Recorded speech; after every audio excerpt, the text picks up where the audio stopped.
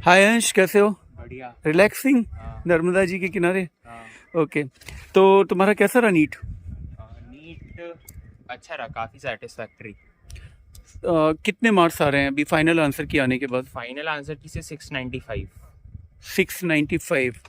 तो तुम्हारे कितने टोटल क्वेश्चन गलत हुए, या हाँ, क्वेश्चन कितने टोटल गलत हुए? टोटल 5 क्वेश्चन गलत। 5 किस किस में? एक फिजिक्स में गलत था, और 3 केमिस्ट्री में, और एक जूलॉजी में। परफेक्ट स्कोर किस में आया? बॉटनी में। ओके, 180 180। हाँ। तो बेटा, जो नए स्टूडेंट्स हैं जो 11th 12th में और पेरेंट्स हैं, हम्म। वो मुझसे भी पूछते रहते हैं, तो उनके लिए आज हम ये बातें करेंगे कि उनकी जर्नी पर, कि वो कैसे इस जर्नी को सक्सेसफुली पार कर सकें, है ना? सो तुम्हारा जो एक्सपीरियंस है, वो तुम्हारी strength and as well as weakness उनको हेल्प करेंगी, नहीं? तो तुमने कब से मेनली नीट की प्रिपरेशन शुरू की थी? 11 से। 11 से। 10th में तुम क्या किया करते थे? 10th में मैं आकाश में एनरोल था। हम्म 11th 12th में भी मैंने नीट की प्रिपरेशन आकाश से की, आकाश जबलपुर से। हम्म। तो जब मैं फाउंडेशन में था तब मैं एनटीएससी की प्रिपरेशन कर रहा था। ओके और थैंकफुली मेरा एनटीएससी स्टेज 2 भी क्वालिफाइड हो गया था। ओके। तो स्टेज 1 स्टेज 2 क्वालिफाई किया, तो उससे कॉम्पिटिटिव एग्जाम्स की आदत भी होती है, और ओलंपियाड में भी कुछ किया था ना तुमने? हाँ ओलंपियाड्स मैंने ऐसे नहीं दिए थे। हाँ। अ, छोटी क्लासेस में दिए थे मैंने कुछ नहीं, ऐसे। अभी 11th में हुआ था एक ओलंपियाड, क्या था वो? 12th में हाँ मैंने एनएसईबी दिया था। हाँ, तो वो वो क्वालिफाइड हो गया वो था। क्वालिफाइड। तो उससे कॉम्पिटिटिव एग्जाम्स की, तो मतलब स्टूडेंट्स को ये मैसेज जा सकता है कि 10th में ही है तो वो कुछ कॉम्पिटिटिव एग्जाम्स का एक्सपोजर ले सकते हैं एटलीस्ट, भले वो डायरेक्टली नीट से लिंक ना हो या जेई से लिंक ना हो। Very good. तो 11 से तुमने प्रिपरेशन शुरू की, और आकाश में ऑफलाइन कोचिंग में एनरोल थे? हाँ हाँ। Okay, offline. यहीं जबलपुर में। हाँ, तो पर तुम 11th तो ऑनलाइन ही हुई थी क्योंकि उस समय तो लॉकडाउन चल रहा था। तो तुम्हारा सिलेक्शन सेंटर ऑफ एक्सीलेंस में भी हुआ था, तो तुम क्यों नहीं गए वहाँ पर? ये लोकल जबलपुर में ही क्यों रहे? पर्सनल प्रेफरेंस मेरी यही थी कि मैं घर पर ही रहूं। मतलब बेटर लगता है मेरे को घर का माहौल।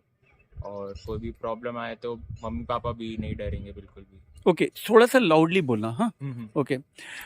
तो उस समय शायद कोविड भी था, इस वजह हाँ। से भी इस डिसीजन, तो तुम्हें वहाँ सीओई नहीं गए, तो तुमने वैक्यूम फील किया कि कुछ नहीं, ऐसा वैक्यूम तो नहीं। मैं तो कहूँगा मतलब एक तरीके से ज़्यादा अच्छा ही रहा कि मैं घर पे ज़्यादा खुश रह के कर पाया preparation. Okay. So do you think कि मतलब लोकल जहाँ भी, जिस भी शहर, छोटे शहर में रहकर भी लोग अच्छा परफॉर्म कर सकते हैं? हाँ, कर सकते हैं। ये ज़रूरी है कि आप जो भी कोचिंग में अगर एनरोल हो रहे हैं तो आप अपने लिए अच्छा जगह ढूंढिए। मतलब जहाँ पीयर्स भी अच्छे हों, आपके टीचर्स भी अच्छे हों।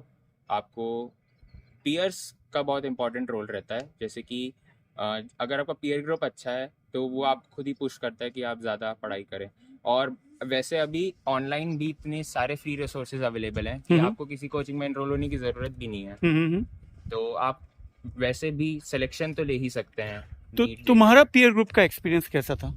मेरे पीयर ग्रुप का एक्सपीरियंस तो काफ़ी बेहतरीन था। मतलब कि शायद इंडिया में कम ही लोग होंगे जो इतने खुशनसीब होंगे कि हम लोग जैसा पीयर ग्रुप रहे। हम लोग ने व्हाट्सएप पर ही 6 लोगों ने ग्रुप बना के रखा था, और उसमें ही सब हम लोग के सारे डाउट्स डिस्कस हो जाते थे। हम्म। तो कोई भी डाउट, बहुत कम डाउट ऐसे रहते थे जो बचते थे, और जो बचते भी थे वो एक तरीके से हमारे माइंड को और स्टिमुलेट करते थे, और एक तरीके से गेम बन गया था हम लोग के लिए। जो डाउट बच जाते थे वो हम लोग टीचर्स के साथ डिस्कस करते थे। तो और तुम सब एक दूसरे को, मतलब हेल्दी कंपटीशन भी, हाँ। मतलब ऐसी कोई भावना नहीं थी, मतलब नहीं। एक दूसरे को बढ़ाना हाँ चाहते? हाँ। तो तुम 6 लोगों का ग्रुप था, उसमें से कितने लोग सेलेक्ट हुए और कैसे नंबर्स आ रहे हैं लगभग? 6 लोगों में हम 5 लोगों का तो बहुत अच्छी रैंक्स आएंगी, हाँ। बहुत अच्छे स्कोर्स बन रहे हैं। बाकी एक का अनफॉर्चुनेटली वो बीमार हो गया लास्ट में, तो वो शायद नहीं हो पाएगा उसका सिलेक्शन। पर वही इसी पर मैं कहना चाहूँगा कि हेल्थ का बहुत इंपॉर्टेंट रोल है कि आप हेल्थ सही रखें लास्ट टाइम तक। ओके, तो वो सही रखने के लिए बाद में डिटेल में बात करेंगे, न्यूट्रिशन और एक्सरसाइज। तो ठीक है, तुम पढ़ाई कितने घंटे लगभग करते थे? यस, तुम्हारा सोने का शेड्यूल, और साथ में तुम्हारा कंटेंट क्या तुमने चूज़ किया, किस तरह की बुक्स पढ़ते थे, ये सब क्वेश्चन हम आगे करेंगे बच्चों के लिए। तो कहाँ से शुरू करें? सबसे पहले तो बुक्स की चॉइसेस बताओ। बुक्स और ये भी पूछेंगे हम तुमसे कि तुम क्या पढ़ने के अलावा भी कुछ करते थे, कोई रिक्रिएशनल एक्टिविटी, अपने आप को स्टेबल रखने के लिए, मोटिवेटेड रखने के लिए क्या करते थे, लाइक दैट। तो पहले आप बताना शुरू करो बुक्स के बारे में। तो बुक्स का तो ऐसा है कि मैंने कोई भी ऐसी बुक इस्तेमाल नहीं की जो कि मेरी कोचिंग के बाहर मेरे को मिली थी। मैंने कोई भी एक्स्ट्रा बुक का इस्तेमाल नहीं किया। मैंने सिर्फ एनसीईआरटी बेस्ड प्रिपरेशन ही की थी। जो भी हमारे कोचिंग के मॉड्यूल्स रहते थे मैंने सिर्फ वही किए हैं। और मैंने हर सब्जेक्ट में, फिजिक्स भी केमिस्ट्री भी, सब में एनसीईआरटी ज़रूर पढ़ी है हर चैप्टर की एक बार कम से कम। तो तुमने फिजिक्स की भी एनसीईआरटी पढ़ी? वो कई लोग रिकमेंड करते हैं जो पुराने टॉपर्स की नहीं उतनी ज़रूरी, ऐसे भी देखा हमने, तो लेकिन तुमने फिजिक्स की पढ़ी है। हाँ, और तुम्हें कैसी लगी फिजिक्स की एनसीईआरटी? इंटरेस्टिंग बुक है और ओके, अच्छे से एक्सप्लेनेशन करती है। ठीक है। बाकी एक्सरसाइजेस मैंने नहीं की थी। वो करना बाकी चाहिए, तुम चीज़ें क्या बोलोगे? काफ़ी लेंदी होती हैं तो मैं नहीं कह सकता, ज़रूरी नहीं है, क्योंकि हमारे कोचिंग में एक एनसीईआरटी मैप्स नाम की भी बुक दी थी। तो उसमें हर चैप्टर को, हर सब्जेक्ट में 2-3 पन्नों में कंसाइज करके सारे मेन पॉइंट्स दिए हुए थे जिनसे मैक्सिमम प्रोबेबिलिटी थी कि उनसे क्वेश्चंस बने। और उसके साथ ही एनसीईआरटी पेज नंबर के हिसाब से क्वेश्चंस भी बने हुए थे अलग से चैप्टर वाइज, और सैम्पल पेपर्स भी थे, उनमें भी क्वेश्चंस थे। तो वो सारे क्वेश्चंस में भी कोई क्वेश्चंस ऐसे रहते थे जो कि एक्सरसाइज से डिराइव्ड रहते थे, तो ठीक वो है। ऑटोमेटिकली कवर्ड हो जाती थी। तो तुम्हारा स्ट्रॉन्गेस्ट सब्जेक्ट तुम्हें क्या महसूस होता था? स्ट्रॉन्गेस्ट कॉन्फिडेंस के हिसाब से तो फिजिक्स होता था। मेरे को कम पढ़ना पड़ा था फिजिक्स, थैंक्स टू हमारे फिजिक्स फैकल्टी शुभम सर। उनके नोट्स काफ़ी अच्छे थे, मतलब काफ़ी सारी चीज़ें थी और बहुत कंसाइज फॉर्मेट में थी, काफ़ी सारे क्वेश्चंस, काफ़ी सारे कंसेप्ट्स। तो उससे हमारे बैच की लगभग सब लोग की ही फिजिक्स काफ़ी इम्प्रूव हो गई थी। ओके, और तो एक जो गलत हुआ है तुम्हारा, कौन सा गलत हुआ? एक जो मेरा गलत हुआ है वो 12th क्लास से गलत हुआ है, और वो मैं कहूँगा एटॉमिक स्ट्रक्चर से, उससे गलत है, फोटो इलेक्ट्रिक इफेक्ट का। तो वो क्या बनता नहीं था या बनते हुए भी क्या, मतलब क्या प्रॉब्लम आई इसमें? मतलब आंसर समझने के बाद तो इजी लगा क्वेश्चन। वो क्वेश्चन था कि वेवलेंथ की प्रोपोर्शनैलिटी वोल्टेज के टर्म्स में क्या होगी। तो वो जो हम लोग ने समझा, वो हम लोग ने वेवलेंथ समझ ली जो कि रहती है lambda is equal to h by m v, यानी डी ब्रॉगली वेवलेंथ या डी ब्रॉय वेवलेंथ। और वो जो पूछ रहे थे वो था फोटो इलेक्ट्रिक इफेक्ट में जैसी वेवलेंथ रहती है एच सी बाय लैम्डा। तो वो उस समय स्ट्राइक नहीं किया मुझे पढ़ते समय, पर जब बाद में देखा तो इजी क्वेश्चन लगा। ठीक है। तो तुम फिजिक्स के लिए बेसिकली एनसीईआरटी बुक पढ़ी तुमने, और मॉड्यूल के क्वेश्चंस और पीवाईक्यू किए। हाँ, पीवाईक्यू कितने साल के, कहाँ तक के किए? पीवाईक्यू जैसे हम लोग के मॉड्यूल्स में 2 सेक्शन में डिवाइडेड था पीवाईक्यू। एक था 2005 तक के पीवाईक्यू और एक थे 2005 के पहले तक के पीवाईक्यू। तो इनिशियली तो मैंने सारे ही करता था पीवाईक्यू, पर लास्ट में मतलब काफ़ी बहुत सारे पीवाईक्यूज रेलेवेंट नहीं रहते थे जो 2005 के पहले के हैं, और उनमें थोड़ा टाइम भी जा रहा था। तो मैंने कुछ चैप्टर्स में वो वाले पीवाईक्यूज मिस कर दिए जो 2005 के पहले के हैं, पर 2005 तक मैंने किए हैं सारे। पर पहले फर्स्ट साइकिल में तुमने पूरे किए? हाँ। 2005 के पहले के भी किए। क्या रिकमेंड करना चाहोगे बच्चों को फिजिक्स में पीवाईक्यू के बारे में? फिजिक्स में कह सकता हूँ कि आप 2005 के पहले के भी कर लीजिए। बाकी केमिस्ट्री बायोलॉजी में आप छोड़ना चाहते हैं तो छोड़ दीजिए। ठीक है। और क्या तुमने फिजिक्स की कोई फार्मूला बुक या कुछ ऐसे बनाया था? नहीं। चाहो तो बैठ जाओ, फिजिक्स में कोई फार्मूला बुक, यहाँ बैठ जाओ, यहाँ बेटर मैंने व्यू आ जाएगा। कोई फार्मूला बुक के नहीं बनाई थी। पर वही, वो मेरे को लगता है उसमें भी हमारे फिजिक्स फैकल्टी शुभम सर के नोट्स को क्रेडिट देना चाहिए। तो फिजिक्स तुमको, मतलब तुम फिजिक्स में फार्मूलाज याद करते थे या उनको डिराइव करना पसंद करते थे? बेसिक फार्मूलाज तो प्रैक्टिस से याद हो जाते हैं। उससे फिर जो केस बेस्ड फार्मूलाज रहते हैं कि उनसे जो केसेस निकल के आ रहे हैं उनके पर्टिकुलर फार्मूलाज, वो तो कभी याद नहीं करने पड़े। अच्छा, वो डिराइव ही करते थे क्वेश्चन के अकॉर्डिंग। ठीक है। और तुम्हारा यूजली जो स्कोर्स आते थे वो उसमें सबसे अच्छा मार्क्स किस में, फिजिक्स में ही आते थे? हाँ, जो मॉक टेस्ट वगैरह देने में? हाँ, तभी मैंने बोला कि वही स्ट्रॉन्गेस्ट था। मतलब लास्ट में जो हम लोग के फुल कोर्स मॉक टेस्ट हुए उसमें मेरे को लगता है मेरा मोड जो था 175 था शायद फिजिक्स में। और मतलब मोस्ट फ्रीक्वेंटली तुम्हारे 175 या 180 आए हैं ज्यादातर? 180 कम बार आए हैं। हाँ, 175 ज्यादा बार आए हैं और 170 प्लस रहे हैं यूजुअली 2-3 बार छोड़े तो। ठीक है।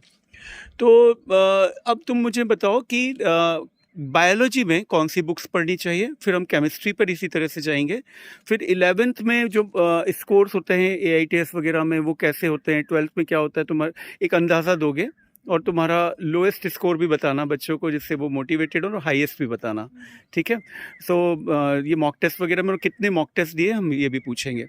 सो अभी आप बताएं मुझे कि बायोलॉजी में कौन सी बुक्स बच्चों को पढ़नी चाहिए। बायोलॉजी में सिर्फ NCERT ही करनी चाहिए, लाउडली थोड़ा। सिर्फ NCERT ही करनी चाहिए। हम्म। और जो भी हमारे मॉड्यूल में क्वेश्चंस थे, एक तो NCERT बेस्ड MCQs का क्वेश्चन का सेक्शन था, और दूसरा था PYQ बेस्ड क्वेश्चंस। ये दोनों बहुत इंपॉर्टेंट थे हमारे मॉड्यूल में, ये तो करनी चाहिए। उसके साथ ही और भी इंटेक्स्ट होता था हमारे मॉड्यूल में, इंटेक्स्ट बेस्ड क्वेश्चंस, और अलग से और भी क्वेश्चंस रहते थे, तो वो मैंने सारे ही क्वेश्चंस किए हैं। तो उससे मतलब रेट्रोग्रेड स्टडी होती थी कि क्वेश्चंस के थ्रू मैं थ्योरी कवर कर रहा हूँ। थ्योरी में एक बार पढ़ लेता था, पर उसके बाद मैं क्वेश्चन ज्यादा लगाता था, क्वेश्चंस का ही रिपीटिशन करता था, उसके थ्रू ही रिवीजन करता था। और रिवीजन ऐसे करता था कि जो क्वेश्चन मेरे को डाउटफुल लग रहा है उसकी एक मार्किंग कर लेता था पहले अटेम्प्ट में जो करते वक्त, और जो गलत हो रहा है उसकी भी मार्किंग कर लेता था। तो रिवीजन के दौरान मैं सिर्फ उन क्वेश्चंस को देख लेता था जिनकी संख्या कम रहती थी, तो रिवीजन जल्दी होता था और मैं वीक पॉइंट्स पे ज्यादा फोकस कर पाता था। ओके। और थ्योरी और कवर करने के लिए क्या करते थे? थ्योरी और कवर करने के लिए जैसे के लिए बोला जाता है कि काफ़ी बार रिपीटेड रीडिंग्स चाहिए NCERT की, तो उसके लिए मैं मैप्स ही पढ़ लेता था, उसमें मोस्ट इंपॉर्टेंट पॉइंट्स थे, तो उसकी मैंने रिपीटेड रीडिंग्स लगाई हैं लास्ट में। बाकी अगर मैं बुक से देखूं कि एक साथ मैंने पूरे चैप्टर्स पढ़े हैं, तो ज़्यादा से ज़्यादा मैंने 3 बार पढ़े होंगे कुछ चैप्टर सिर्फ एक बार पढ़ा है, ज़्यादातर चैप्टर। दिस इज अनयूजुअल, क्योंकि ज़्यादातर टॉपर्स कह सुनते हैं कि 20-20 बार बायोलॉजी पढ़ती बुक। हाँ, तुमने 2-3 ही बार पढ़ी है मतलब। तो उसके लिए वही कि क्वेश्चंस के थ्रू कवर किया था। तो उससे कुछ पैरा ऐसे होंगे जो मोस्ट इंपॉर्टेंट क्वेश्चंस वाले होंगे, जो मैंने हो सकता है कि 20 बार पढ़ लिया हूँ रिपीटेड रीडिंग्स क्वेश्चंस के थ्रू, पर ओवरऑल बुक नहीं पढ़ी है। तो तुम्हें कुछ कमी लगती है बायोलॉजी में? तुम्हारे 355 आए, ज़ूलॉजी का एक गलत हो गया, कौन सा वाला गलत हुआ था? असर्शन रीजन का गलत हुआ था, वो एंडोमेट्रियम के ऊपर था। हाँ, तो तुमने वो क्या कर दिया था? मैंने लगा दिया था करेक्ट एक्सप्लेनेशन। अच्छा, करेक्ट एक्सप्लेनेशन नहीं था, पर दोनों स्टेटमेंट्स करेक्ट थे। तो तुम मतलब तुम्हें उसके बारे में सब कुछ पता था वहाँ जाकर? हाँ, तुमने लास्ट टाइम में तुम्हारा प्रेजेंस ऑफ माइंड, ठीक है, कोई बात नहीं। तो ज़ूलॉजी में और बॉटनी में तुमको ऐसा लगता है कि कुछ कमी प्रिपरेशन में रही, या तुम बेटर कर सकते थे? या बच्चों को ये बोलो कि क्या करना चाहिए था, तुमको क्या लगता है अब रेट्रोग्रेड जाते हो जब? तो मतलब कुछ ऐसी कमी तो नहीं लगती है। इनफैक्ट मैं कहूँगा कि मेरे को बायोलॉजी याद करना कठिन होता है पढ़ के, तो एक ज़्यादा इंटरेस्टिंग अप्रोच है कि आप क्वेश्चंस के थ्रू कवर कीजिए। और लास्ट में मतलब जो मेरा गलत हुआ है वो भी नॉलेज बेस्ड गलत नहीं हुआ है, और जो गलत हुआ है वो वहीं जाके प्रेजेंस ऑफ माइंड के कारण गलत नहीं। कुछ नोट्स वगैरह बनाने चाहिए या नहीं? हाँ, उसके लिए ये मैं बोलूँगा कि ये जो मेरी गलतियाँ हैं, मेरी 2 गलतियाँ हैं, उसमें से एक गलती ये है कि मैंने शॉर्ट नोट्स नहीं बनाए थे। तो वो ज़रूर बना लेनी चाहिए, उन चीज़ों के सिर्फ जो आप भूल रहे हो बार। और ये लास्ट में भी करें आप चीज़, जैसे कि 1 महीने पहले 2 महीने पहले भी करें, पर अगर कर लें तो काफ़ी बेनिफिशियल रहेगा। अच्छा, तो तुम्हारा मैसेज ये है कि नोट्स बनाने चाहिए जिससे कि लास्ट में रिवीजन आसान हो जाए। ये तुम नहीं किया था तुमने, तो लास्ट में तुम्हें रिवीजन्स में प्रॉब्लम आई होंगी, टाइम कंज्यूमिंग हो जाता है। तो उसका तुमने सब्स्टिट्यूट किससे किया? NCERT मैप जो आकाश मॉड्यूल के मिलते हैं। तुमको क्या कितना यूज़फुल लगे वो? काफ़ी यूज़फुल, मतलब इस साल जो नीट के पेपर नीट 2023 में 90-95% क्वेश्चंस मैथ्स पढ़ के हो रहे थे। अच्छा, तो तुम्हारा मतलब देखा जाए तो 360 का पूरा ही बनता यदि तुम इंटरप्रिटेशन सही रख लेते उसमें, जो NTA चाह रहा था। एनीवे, तो कुल मिला के ये कि यदि इस अप्रोच से भी जाया जाए कि ऑब्जेक्टिव्स किए जाएं, एक लार्ज चंक पहले एक अच्छे से पढ़ लिया जाए, NCERT को क्लास अटेंड कर ली जाए, फिर NCERT बेस्ड ऑब्जेक्टिव्स किए जाएं और PYQs किए जाएं, तो काफ़ी कवर हो जाएगा। और जब आप NCERT बेस्ड ऑब्जेक्टिव कर रहे हैं तो उसको अंडरस्टैंडिंग के साथ करें, मतलब बाकी चारों ऑप्शंस की भी अंडरस्टैंडिंग आपको होनी चाहिए, है ना? तो PYQ कितने साल के किए बायोलॉजी में? बायोलॉजी में भी सेम, मैंने शुरुआत में 2005 के पहले के भी किए थे, पर जैसे मैंने बताया कि केमिस्ट्री बायोलॉजी में ज़रूरी नहीं कि आप 2005 के पहले तक ये करें। मोस्ट इम्पॉर्टेंट है जैसे कि 2023 के एस्पायरेंट्स के लिए ये था कि 2011 या 2010 तक कर लें सारे PYQ। अभी जैसे 2024 है तो वो 2012 तक कर लें सारे। ठीक है, अब केमिस्ट्री पर आते हैं हम। तुम्हारा केमिस्ट्री में कौन सा वाला पार्ट वीक था या वीक ऑर्गेनिक था इनिशियली कि थ्रू आउट? थ्रू आउट ही मैं लगभग बोलूँगा, पर नीट में मेरा ऑर्गेनिक से कोई गलत हुआ नहीं। मेरे को लगता था कि मेरा फिजिकल सबसे स्ट्रॉन्गेस्ट है। ओवरऑल केमिस्ट्री में कहूँगा शायद सबसे वीकेस्ट था सब्जेक्ट। पर मतलब कॉन्फिडेंस लेवल में बायोलॉजी लगता था कई बार, क्योंकि उसमें ज़्यादा क्वेश्चंस आते हैं और ज़्यादा डीप पूछा जा सकता है वेटेज वाइज। पर स्कोर्स बता देते कि वीकेस्ट मेरा केमिस्ट्री है और क्योंकि ऑर्गेनिक फिजिकल स्ट्रॉन्गेस्ट लगता था। पर पेपर में उल्टा हुआ है कि मेरे सबसे ज़्यादा फिजिकल में गलत हुए हैं और ऑर्गेनिक में एक भी नहीं हुआ। मतलब जैसे 2 मेरे हो गए फिजिकल में, 1 इनऑर्गेनिक में और ऑर्गेनिक में। केमिस्ट्री में कौन कौन से गलत हुए? केमिस्ट्री एक्टिवेशन एनर्जी वाला सही हो गया। हाँ, एक जो एक्टिवेशन एनर्जी वाला क्वेश्चन था वो सही हो गया। डेल्टा जी थोड़ा कंट्रोवर्शियल था, वो सही हो गया। और मेरा जो गलत हुआ है एक तो फास्फोरस वाला, फास्फोरस एसिड वाला, वो उसमें तुमने क्या गलत, मतलब तुमने फास्फोरिक लिखा था? फास्फोरस लिखा था मैंने, फास्फोरिक ही मान लिया। और जो दूसरा गलत हुआ है हीलियम, एक हीलियम वाला गलत हुआ है इनऑर्गेनिक का। और फिजिकल में जो एक और गलत हुआ है वो है मेरा सॉलिड सॉल वाला। ऑप्शनल में था, तो ऑप्शनल में गलती नहीं होनी चाहिए क्योंकि बाकी मेरे को बनते थे। तब भी मैंने ऑप्शन गलत पिक किया क्योंकि 9th की NCERT में शायद दिया है कि प्यूमिस्टोन फोम होता है, तो मेरे को वो ध्यान आ गया और मैंने गलत ऑप्शन पिक कर लिया। अच्छा, ठीक है। तो केमिस्ट्री में इस तरह से 3 जो फास्फोरस एसिड वाला है वैसे वो क्वेश्चन मतलब कि देखे तो ऑर्गेनिक का है, पर मतलब इनऑर्गेनिक बेस्ड में है चैप्टर्स में। तो तुम्हारा ऑर्गेनिक केमिस्ट्री में 100% सही थे, सारे क्वेश्चन सही हुए, तो उसके लिए क्या पढ़ना चाहिए? ऑर्गेनिक में भी मैंने NCERT सारे चैप्टर्स में पढ़ी थी और मेरे को वीक लगती थी, तो उसके लिए मैंने नोट्स भी पढ़े थे, अपने सर के क्लास के नोट्स पढ़े थे। और उसके बाद मैंने मॉडल के क्वेश्चंस किए थे, ये सब तो किया ही था। उसके बाद भी मेरे को वीकनेस लगती थी, तो मैंने सोचा कि मैं इतना ही करता हूँ कि मेरे को NCERT बेस्ड कोई भी क्वेश्चन गलत ना हो। तो उसके लिए मैंने जो हमारे मैथ्स में क्वेश्चंस दिए हुए थे, NCERT बेस्ड क्वेश्चंस दिए थे हमारे मॉड्यूल में, PYQs, इन पर ज़्यादा फोकस किया, इनको बार बार किया और उनके कंसेप्ट सही रखे। ठीक है। तुमने टोटल मॉक टेस्ट कितने दिए? मतलब ये तो हमारा हो गया content, physics, chemistry, biology. Mock test total कितने दिए? पिछले साल के जो टॉपर्स हैं वो सब बोलते थे कि 100 करीब मॉक टेस्ट। तुम कितने दे पाए थे mock test, full course mock test? इस बार टाइम कम था, मतलब पेपर क्योंकि जल्दी हुआ है। तो मेरे को लगता है इस बार सभी लोग कम मॉक टेस्ट दे पाए होंगे। जैसे मैंने फुल कोर्स मॉक टेस्ट करीब 30 दिए हैं। ओके, पिछले साल से तो जो सब लोग बोलते थे इंटरव्यू में उससे बहुत कम है ना? मतलब 50 to 100 दिए हैं लोगों ने पिछले साल। ठीक है। तो तुम ये बताओ कि तुम्हारा 11th का कोर्स कब खत्म हो गया था अपनी ओर से? लगभग कब खत्म हुआ? और रिवीजन 12th का जब, और क्या जब तुम 11th कर रहे थे तब तुमने कुछ 12th का भी आगे पढ़ा था, या मतलब क्या स्ट्रैटेजी क्या रखी थी? जब 11th कर रहे थे तो 11th पे फोकस रखा? 11th कर रहा था तब मैं 11th पर ही रखा था पूरा फोकस। ऐसी 12th जब किया तो मैंने 11th का कुछ भी नहीं किया था। 11th मेरी खत्म हो गई होगी मार्च एंड तक, और स्टार्ट हुआ था मार्च अप्रैल में ही स्टार्ट हुआ था पिछले साल। मतलब 2021 के मार्च अप्रैल में स्टार्ट हुआ, 2022 के मार्च एंड तक खत्म हुआ मेरा 11th। और उसमें 11th में मैंने कोशिश की थी कि NCERT बायोलॉजी के चैप्टर्स पढ़ लूँ 12th के। तो मैंने 2 चैप्टर पढ़े थे, पर उसके बाद वो कंटिन्यू नहीं कर पाया था। 2 चैप्टर, एक पढ़ लिया था मैंने बायोटेक्नोलॉजी प्रिंसिपल्स एंड प्रोसेसेस, उस समय मेरे को समझ नहीं आया था। और एक मैंने माइक्रोब्स इन ह्यूमन वेलफेयर पढ़ लिया था, तो वो समझ आ गया था। ठीक है। तो 11th में तुम्हारा मॉक टेस्ट स्कोर बेस्ट क्या था? 11th में मेरा बेस्ट जो AITS स्कोर? हाँ, AIATS में बेस्ट था 700 11th में। पहले ही AIATS में था स्कोर। और वर्स्ट क्या था?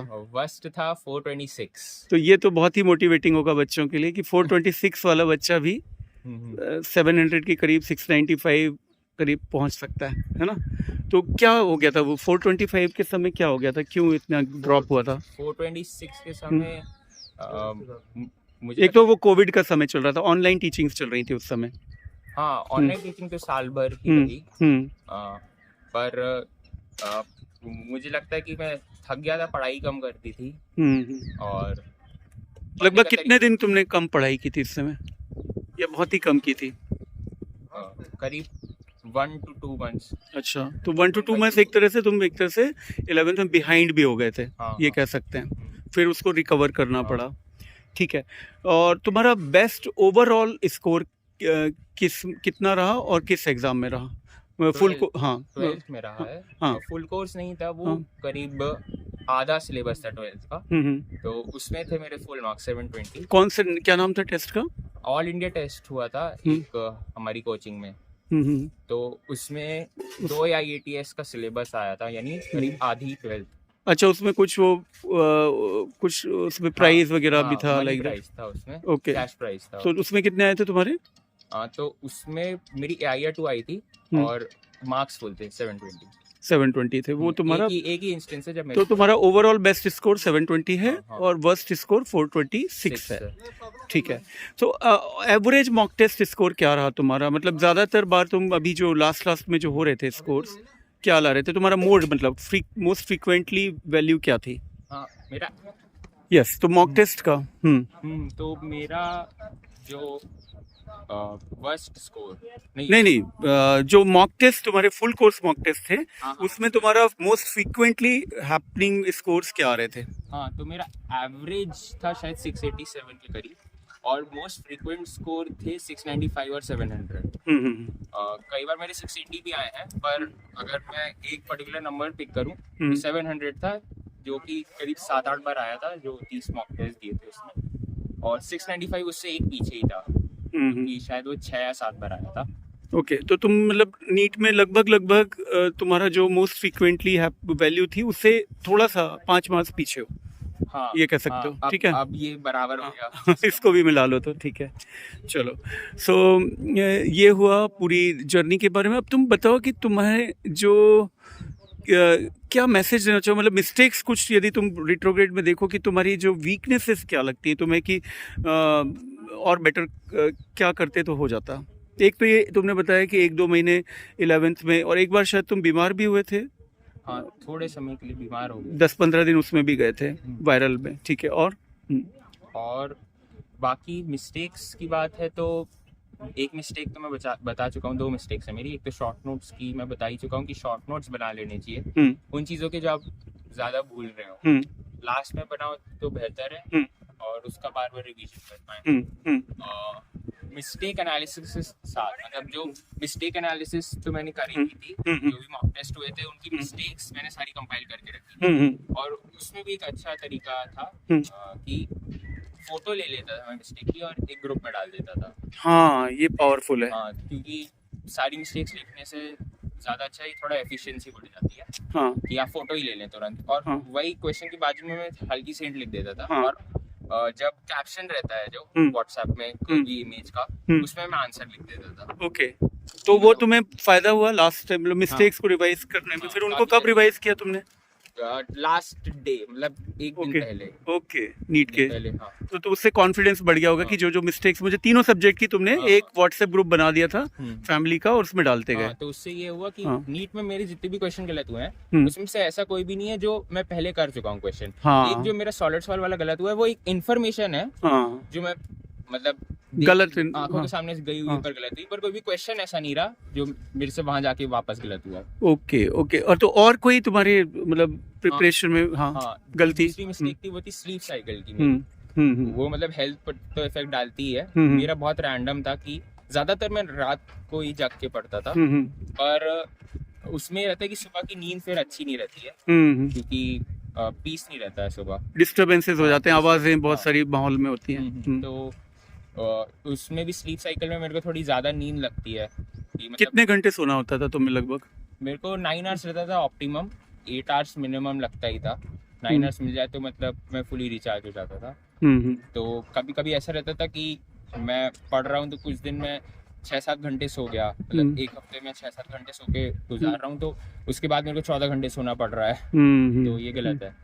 तो आप मतलब एक रेगुलर स्लीप हाँ, साइकिल मेंटेन होना रेगुलर चाहिए। लास्ट में मेरे को बोला टीचर्स ने कि स्लीप साइकिल रेगुलर रखो, तो मैंने लास्ट के जो करीब 10 दिन थे उसमें जाके स्लीप साइकिल सही रखी, तो मेरे लास्ट के 10 दिन के एग्जाम में फ्लक्चुएशंस भी नहीं आए।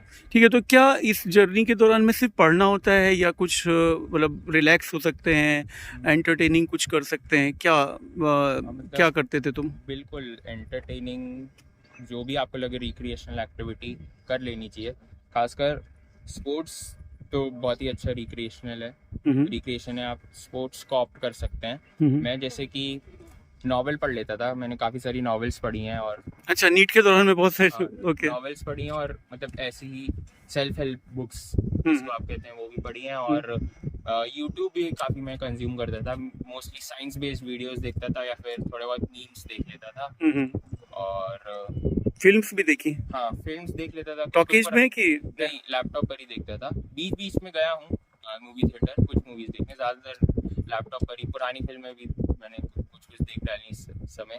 और फिटनेस वगैरह के लिए कुछ? फिटनेस के लिए जैसे मैं थोड़ा जॉगिंग करने आ जाता था, यहीं सरस्वती घाट पे आके थोड़ी जॉगिंग कर ली, और अपने भाई के साथ थोड़ा बैडमिंटन खेल लिया, और अपने पेट को घुमा लिया, अपने भाई को मार लिया थोड़ा।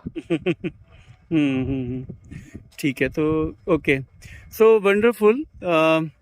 क्या चाहते हो, मतलब कॉलेज का चॉइस हो गया, मतलब फर्स्ट चॉइस क्या है और आगे क्या? चलो इस पर हम बाद में बात कर लेंगे, तो नहीं बताइए तो। एम्स भोपाल, क्योंकि एक तो घर के पास है, जबलपुर के पास में है, और एक तो एम्स चाहिए था, एम्स के काफ़ी सारे बेनिफिट्स, और मेनली स्पोर्ट्स कैंपस अच्छा चाहिए, क्योंकि मैं बचपन से बहुत स्पोर्ट्स खेल रहा हूँ, तो वो चाहिए कि स्पोर्ट्स कैंपस अच्छा मिले। तो कौन से स्पोर्ट्स में तुम मेनली अच्छे हो? मेनली बैडमिंटन और स्विमिंग में खासकर स्विमिंग में मैंने स्टेट में सिल्वर मेडल भी लाया हूँ, तो और बाकी तो क्रिकेट तो हर कोई खेलता ही है, जो भी जनरल स्पोर्ट्स हैं वो तो पसंद ही है, एथलेटिक्स। तो तुम कैंपस ऐसा चाहते थे जहाँ थोड़ा सा तुम्हें स्पोर्ट्स के लिए अपॉर्चुनिटीज मिले, ठीक है। और आगे कोई करियर का कुछ पाथ सोचा या क्या बनना चाहोगे? नहीं, अभी ऐसा तो नहीं सोचा है, अब ये जाके तो कॉलेज में जाके ही पता चलेगा ये क्या करना है। बाकी अभी तो कॉलेज लाइफ एंजॉय करनी है, स्किल्स डेवलप करूँगा, नई नई चीज़ें सीखूँगा, और फिर डिसीजन बाद में लेगा जो भी करूँ। Okay, thank you very much Ansh. I hope कि तुम्हारे जूनियर्स को तुम्हारे इस इंटरव्यू से मदद मिलेगी बहुत। इस इंटरव्यू का मेन मकसद था कि ईमानदारी से सारी चीज़ें बताई जाएं, जो कि यूजली कई बार टॉपर्स पता नहीं क्यों मुझे ऐसा लगता था कि सही जानकारियाँ भी नहीं देते, तो तुमने सही सही बताई। इस समरी में एक तुम्हारा ये कहना है कि जो भी आकाश या जो भी कोचिंग आप कर रहे हो उसको क्लासेस अटेंड करो पूरी। तुमने क्लासेस सारी अटेंड की, कभी बंक किया? बंक ऐसे नहीं किया था, हमारे बोर्ड एग्जाम्स आ रहे थे तो मैंने 2-3 रिवीजन क्लासेस मिस करी थी, जो कोर्स खत्म होने के बाद। ओके, बट यूजली तुमने पूरी क्लासेस अटेंड की हैं? मैंने सारी। शॉर्ट नोट्स बना सके तो बना लिए जाएं, और रिवीजन या डेप्थ ऑफ अंडरस्टैंडिंग, इसमें तुम्हें कुछ कहना है, मतलब कि हाँ, इसमें ये बहुत ज़रूरी है कि आप बैलेंस बना के रखें दोनों के बीच, रिवीजन और डेप्थ में। और डेप्थ पर आप ज़्यादा फोकस ना करें, अगर वो रिवीजन को थोड़ा लाउडली बोलना होगा, बहुत तेज आवाज़ चल रही है। हाँ, डेप्थ पर आप ज़्यादा फोकस ना करें अगर वो रिवीजन को अफेक्ट कर रही है। बैलेंस होना चाहिए। पर कई बार मैं ऐसा करता था कि हमारे ग्रुप में कोई अच्छा क्वेश्चन आ गया तो हम लोग बहुत घंटों तक लगे हुए एक ही क्वेश्चन या एक ही कॉन्सेप्ट के पीछे, तो वैसा नहीं होना चाहिए, क्योंकि ज़्यादा रिवीजन आपको ज़्यादा बेनिफिट करेंगे। जैसे मैं सॉलिड सॉल्व वाला बताऊँ वही एग्जाम्पल, तो वो एक तो एनसीईआरटी की साफ टेबल से है, दूसरा एनसीईआरटी मैप में भी वो टेबल है, जो चैप्टर उन्होंने 3 पन्नों में कंसाइज किया है उसमें, और उसमें मैंने मार्क भी करके रखा अलग से कि मेरे को थोड़ा कम याद है। ओके ओके, वो मैं रिवाइज नहीं कर पाया, तो लास्ट में मैं वहाँ कॉन्फिडेंटली मैनिपुलेटेड इन्फॉर्मेशन का टिक मार के आ गया। ठीक है, और इमोशनली चार्ज अप या मोटिवेटेड रहने के लिए कुछ? मतलब मैं ज़्यादातर ये कहूँ कूल रहता था, पर कभी भी अगर आपको ऐसा लगे कि आप ज़्यादा दुखी हो रहे हैं या ओवर हाइपर हो रहे हैं, मार्क्स के पीछे ना जो भी आपका स्कोर है उसके ऊपर ज़्यादा खुश या ज़्यादा दुखी नहीं होना है। एक स्टेबल माइंड से आपको बस प्रोसेस पर ध्यान देना है। वो वही कछुए वाला, जैसे कछुए चलता रहता था धीरे धीरे, प्रोसेस पर उसने ध्यान दिया। कर्म करो, फल फल की की चिंता मत करो। ओके, ठीक है। Process is more important, right processes रखना और रिजल्ट को मतलब इसलिए देखना कि बस कि वो प्रोसेस को हम बेटर कर सकें, इजंट इट? जैसे धोनी बोलता है, मॉडिफाई द कंट्रोलेबल्स। ठीक है। थैंक यू वेरी मच अंश, God bless you. Thank you, बहुत अच्छे डॉक्टर बनो, अच्छे इंसान रहो हमेशा। Thank you.